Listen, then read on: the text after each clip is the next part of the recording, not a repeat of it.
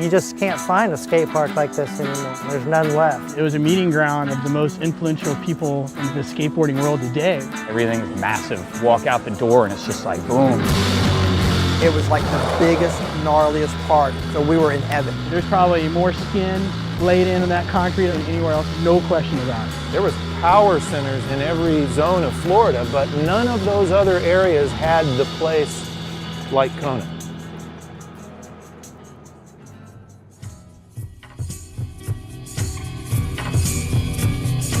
If you surfed, you skateboarded. So we were all surf-style skateboarders, and it was all about speed. We'd bike around and look for anything that resembled a wave. I was 8.5 years old then. We catamaran down the street. You had the nose wheelie skids down the street. We had our little crew that fed off each other, and we would travel in a pack, push each other, go to parks. I grew up skating with Buck and Jimmy Plumer and Mitch and Mike Kaufman and the whole gang, the whole Rat Town gang. We grocery shopped right across the street from here, so you could see Kona getting built. Now Kona's open, and there's no reason to go anywhere else.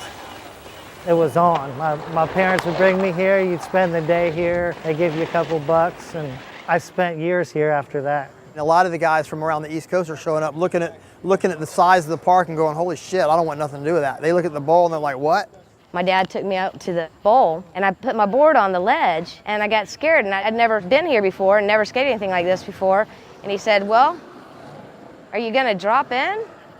I said, no, Dad, I'm scared. He said, well, then get your stuff, let's go home. And I dropped in, and I spent the rest of the day here. We love the park. I mean, we're freaking. Skating these banks, it's a different kind of skating. You actually feel like you're flowing and you're like riding waves. It's got a perfect giant half pipe. It's got a great pool. So you got flat, you got banks, you got the snake run for slalom. We were in heaven.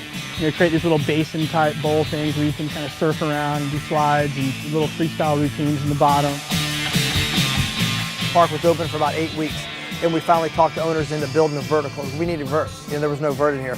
So they put the tombstone up, and we sat right here at the top of this bowl right there and waited for the cement to dry.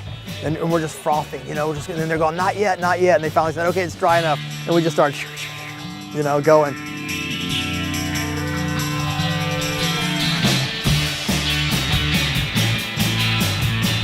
You've got everything a skate park should have, and it's big and fast, and it'll accommodate a lot of people, and it's also got a lot of ground for spectators. It's the ultimate place to have a contest. We're at Kona Park, where it's the first annual U.S. Open Skateboard Championship.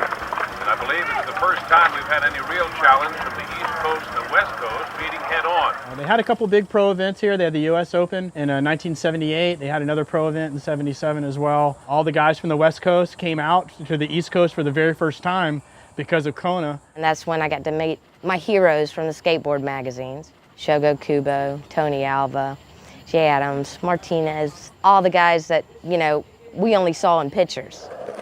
I remember watching their lines and trying to copy their moves and learn the tricks they were doing.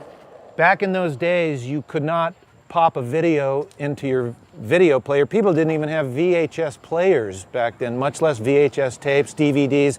So you couldn't really sit around watching other people skate, let's say, you know, the top California guys or whatever. So we were completely isolated unless we jumped on an airplane and flew to California. So all the big names of the day came on out, you know, in the first couple of years for some events, and but still the park kind of went under and sat here dormant for a bit. I remember when they closed it down and we were all heartbroken. They came out here with dump loads of dirt and filled it up. Big recession, a worldwide recession. Skateboarding just ate it pretty bad. You could count the skateboard companies that existed on 2 hands.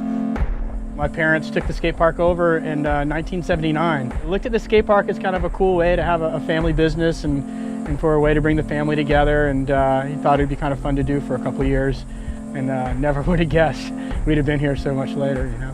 Mr. Ramus, Marty's dad, when he bought it, he just turned it around and it became such a family-friendly place. Everybody's parents were out here supporting them. You'd go into the pro shop here and there'd be like 100 Day-Glo Pro-Tech helmets hanging from the ceiling, and you're just going, whoa, and you look up on the wall, 50 billion decks, buckets full of trucks. Oh, this is just one kind of truck, full, bulging. Here's another big barrel full of different kind of trucks. in the middle of recession when skate shops, they were either out of business or they barely had any inventory. Mr. Ramos was in here just packing the place full of stuff, and people were coming in and they were just buying, and it was a thriving little thing going on here when the rest of the sport was dead. The whole Ramos family is just worshipped by any Florida skater that has any amount of knowledge whatsoever. Just loves this family, loves this park, and it's where we all grew up. I live 2.5, 3 hours from here. Some of my best memories ever are at this park. Right in the middle of the contest, Mitch goes up on the top of the tombstone. He's standing up there, and we're just going, whoa, what's he doing? I knew if I was going to win, I needed to pull, you know, a rabbit out of a hat. I looked down, and I dropped, and I ate it. Just landed in a heap at the bottom. And he ate shit, and he goes right back up again. We're starting to lose it. No one had ever done that. We'd never seen it before. Hey, we can, set the tail of our board out there over this crazy vertical drop. Somehow you can stick to the wall and make it. And at the time, dude, no one ever had thought that that was even possible.